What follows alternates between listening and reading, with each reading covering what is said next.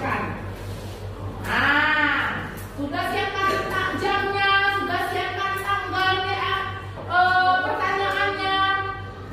Nah, bentar lagi nih mau break misalnya. Bawa persiapkan barang-barang apa yang diperlukan.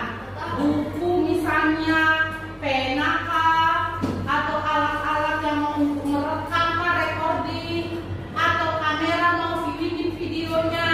Itu harus dipersiapkan. Nah, setelah siapkan alat-alat dan bahan, barulah kalian memberikan pertanyaan kepada narasumbernya dengan kalimat yang baik, dengan bahasa yang baik. Oke? Itu tentang wawancara.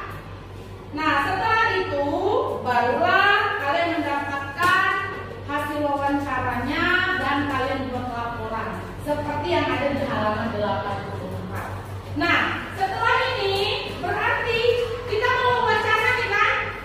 Wawancara bisa dengan 5 kata kalimat. Kata tanya. Pertama, apa?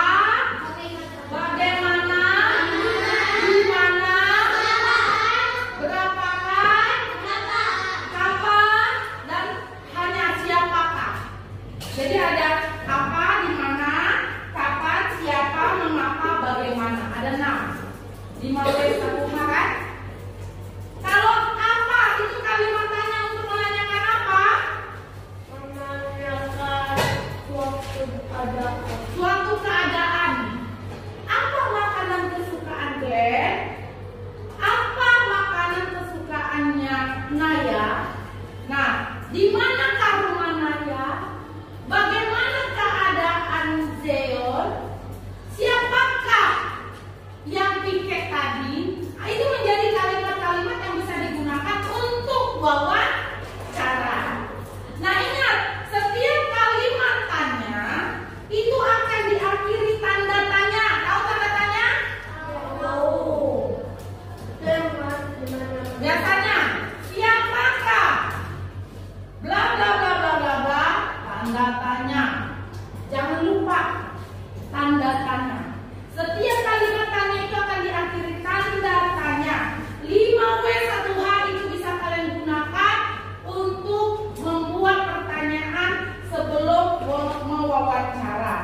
Nah, setelah selesai nih kalian bikin wawancaranya dengan 5W1H kan? Nah, kalian bisa menggunakan itu sebagai poster, membuatnya seperti poster. Lihat halaman 89. Kalimat poster yang ada di atas itu, lestarikan tari daerah, aku cinta Indonesia. Perhatikan, kalimat pada poster itu merupakan kalimat persuasif. Apa itu kalimat persuasif? Kalimat persuasif, apa itu? Kalimat yang mencitrakan atau dibuat untuk meyakinkan atau menuju orang agar mau mengikuti isi atau pesan dari kalimat tersebut. Nah, kalimat yang berisi ajakan, himbauan,